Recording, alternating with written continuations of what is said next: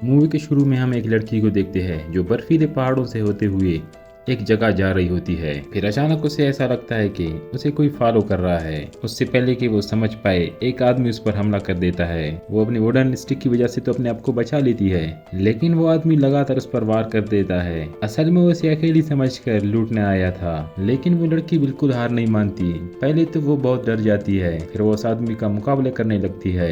वो अपनी डैगर निकाल कर आदमी पर हमला कर देती है। वो आदमी दर्द से चिल्लाता है और डैगर निकाल कर लड़की पर हमला कर देता है। तभी वहां पर उस आदमी का स्पेयर पड़ा होता है। लड़की उसे फौरन से उठाकर आदमी को मार देता है। लड़की इस लड़ाई से काफी थक चुकी थी और घायल भी थी, लेकिन वहां पर उसकी मदद करने वाला वहां पर कोई नहीं था। तभी से वीरान सी जगह में वहां पर उसे एक हट नजर आती है। उससे वहां पर रोशनी निकल रही थी और वो समझ जाती है कि शायद वहां पर कोई हो और उसकी मदद कर सके। वो स्पेयर को अपने पास रखती है और वहां पर हट के पास जाने लगती है, लेकिन ज्यादा एग्जॉस्टेड होने की वजह से वो ज्यादा दूर तक नहीं जा सकती और वहीं पर गिरकर बेहोश हो जाती है। इसके बाद हमें पता चलता है कि वो हट एक बूढ़े आदमी की थी। वो लड़की को उठाकर अपने हट में ले आता है। वो इस स्पेयर को चेक करता है और कहता है कि इसका पास तो काफी डेडली है। ना जाने इस स्पेयर की वजह से कितने मासूमों की जान गई है। वो आदमी उस लड़की के लिए चाय बनाता है और लड़की से कहता है कि इस अकेले वीरान जगह पर क्या कर रही हो, क्योंकि बिना तैयारी की वजह से यहाँ पर आना तो मरने के बराबर है और सही टाइम पर मेरी नज़र तुम्हारी तरफ नहीं होती तो यहाँ पर तुम मर जाते। वो लड़की अपनी मदद के लिए उसका शुक्रिया अदा करती है और उसे बताती है कि मेरा नाम सेंटिल है और मैं किसी की खोज में निकली हूँ। ये आदमी सुनकर काफी ज्यादा हैरान होता है कि ये इलाका तो चोर डाकुओं का है, ये लड़की यहाँ पर क्या कर रही है। वो आदमी उससे कहता है कि जिसे तुम ढूंढ रहे हो वो काफी ज्यादा खास होगा। सेंटिल उससे कहती है कि वो एक ड्रैगन को ढूंढ रहा है और यहाँ से सीन फ्लैशबैक में चला जाता है। सेंटिल असल में एक अनाथ लड़की थी। वो दूर किसी गांव से आई थी। बचपन से उसके पेरेंट्स उसे छोड़कर चले गए थे। तभी वो अपना गुजारा अकेले कर रही थी, इसीलिए कचरे से वो एक दिन खाने के लिए कुछ ढूंढ रही थी। सेंटिल वहां पर कुछ चीज ढूंढ रही थी तो अचानक से उसके ऊपर कुछ चीज गिर जाती है। वो ऊपर जाकर देखती है तो एक बेबी ड्रैगन को देखती है जिसके लेफ्ट विंग पर चोट लगी हुई होती है और इसके विंग से ढेर सारा खून भी निकल रहा होता है। बेबी ड्रैगन उसे देखकर काफी ज्यादा डर जाता है। सेंटिल प्यार से अपना हाथ उसकी तरफ बढ़ाती है। ड्रैगन से कहती है कि मुझसे तुम्हें कोई खतरा नहीं है। बेबी ड्रैगन भी प्यार की भाषा समझ जाती है। वो सेंटिल के साथ कंफर्टेबल हो जाती है। सेंटिल उसे अपने घर ले आती है ताकि उसकी फर्स्ट एड कर सके। सेंटिल उससे कहती है कि आज के बाद मैं तुम्हें स्केल्स कहकर पुकारूंगी। वो दोनों अब फैमिली बन चुके थे। देखते ही देखते उनका प्यार काफी ज्यादा बढ़ जाता है।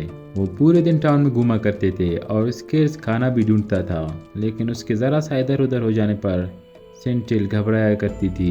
एक दिन स्केल्स बर्ड्स को उड़ता हुआ देखता है। सेंटिल भी समझ जाती है कि वो ड्रैगन होने की वजह से उड़ना चाहता है। देखते ही देखते स्केल्स उन बर्ड्स के साथ उड़कर काफी ज्यादा खुश हो जाता है। सेंटिल भी उसे चेयर करने लगती है कि एक दिन तुम बहुत ही अच्छी ड्रैगन बनोगी। स्केल्स की खुशी अचानक से खत्म हो जाती है क्योंकि वहां पर एक बड़ा सा ड्रैगन आ जाता है और स्केल्स को पकड़ने की कोशिश करता है। सेंटिल उसे अपने पास बुलाने के लिए कहता है, लेकिन एंड टाइम पर वो ड्रैगन उसे पकड़ कर ले जाता है। सेंटिल चाहकर भी उसकी कोई मदद नहीं कर पाता। वो देखता है कि ड्रैगन उसे पकड़कर नॉर्थ की तरफ ले जाता है। वो ठान लेती है कि किसी भी कीमत पर वो स्केल्स को वापस ले आएगी। वो कुछ जरूरी सामान उठाकर वहां पर चली जाती है, बिना ये सोचे समझे कि ये बहुत ही हार्ड सफर होगा उसके लिए। पहाड़ियों, रेगिस्तानों, जंगलों से होते हुए वो आगे बढ़ जाती है। बीच में इसका सामना कुछ खूंखार एनिमल से भी होता है और साथ ही वेदर भी उसके लिए मुसीबत बनता जा रहा था। ये सारी चीजें उसकी हिम्मत को नहीं तोड़ पाए। वो फाइनली उस बर्फीले इलाके में पहुंच जाती है। यही वो जगह थी जहां पर वो स्नो पायलट उस पर हमला कर देता है और इसी के साथ हम फ्लैशबैक से प्रेजेंट में आ जाते हैं। सेंटिल उस आदमी से कहती है कि शायद मैं अपने मिशन में फेल हो चुका हूँ और अब अपने दोस्त को नहीं बचा पाऊंगी। उसने स्केल्स को ढूंढने की सारी उम्मीदें खो देती है क्योंकि बहुत कोशिश करने पर भी उसे ड्रैगन्स का इलाका कहीं नहीं मिला। बूढ़ा आदमी उसे कहता है कि फेल तो सिर्फ तुम नोटिस करने में हो गई हो, वरना तो मंजिल तो तुम्हारे एकदम करीब है। ये कहकर वो उस स्पेयर को आगे कर देता है जिसे सेंटिल ने उस पायरेट से लिया था। वो आदमी उसे कहता है कि तुम ऑलरेडी ड्रैगन लैंड में आ गई हो। सेंटिल देखती है कि स्पेयर पर एक ट्री बना हुआ है और बूढ़ा उसे उस ट्री को ढूंढने के लिए कहता है। बूढ़ा आदमी से कहता है कि इसे ढूंढ लिया तो ड्रैगन केव भी आपको आसानी से मिल जाएगा। फिर सेंटिल बूढ़े के बताई हुई जगह पर जाता है और जल्दी ही उस ट्री को ढूंढ निकालता है जो केव के ठीक सामने बनी हुई है। उसे उम्मीद थी कि आज फाइनली उसकी विश पूरी होने वाली है और ये सोचकर वो केव के अंदर चली जाती है। वो अंदर जाकर देखती है उस ड्रैगन को जो फिलहाल अपने डिनर में बिजी थी, लेकिन सेंटिल की नजरें तो सिर्फ स्केल्स को ढूंढ रही थी। तभी वहां पर अचानक से वो एक बेबी ड्रैगन को देखती है। उसे लगती है कि वो स्केल्स है। वो छुपते छुपाती हुई उस बेबी ड्रैगन के पास जाती है और जो ही अपना हाथ उसकी तरफ बढ़ाती है वो बेबी ड्रैगन डर जाती है और चीखते हुए दूर भागती है। सेंटिल उसे शांत रहने के लिए कहती है, लेकिन तब तक बहुत देर हो चुकी है।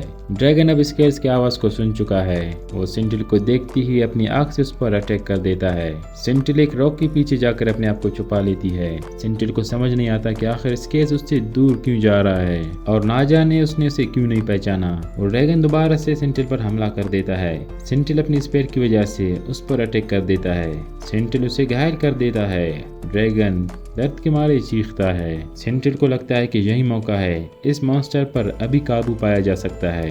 यही सोचकर वो दोबारा से ड्रैगन पर हमला करने के लिए सोचता है, लेकिन ड्रैगन इस पर पहले से तैयार था। वो सेंटिल को उठाकर दूर पटक देता है। वो ड्रैगन सेंटिल को मारने के लिए आता है, लेकिन सेंटिल पर उसे जानी पहचानी स्मेल आती है। ये देखकर ड्रैगन रुक जाता है। ड्रैगन उसे पहचानने की कोशिश कर रहा था तो अचानक से सेंटिल बेहोश में आ जाती है। सेंटिल स्पेयर लेकर सीधा उसके हार्ट पर अटैक कर देती है। सेंटिल उसे मारने के लिए आती है। इससे पहले कि वो ड्रैगन को मार रहे, उसकी आंखें देखकर वो रुक जाती है, जो दिखने में बिल्कुल स्केल जैसी थी। वो देखती है कि ड्रैगन के लेफ्ट विंग पर भी वही निशान था जो स्केल्स पर बचपन में था।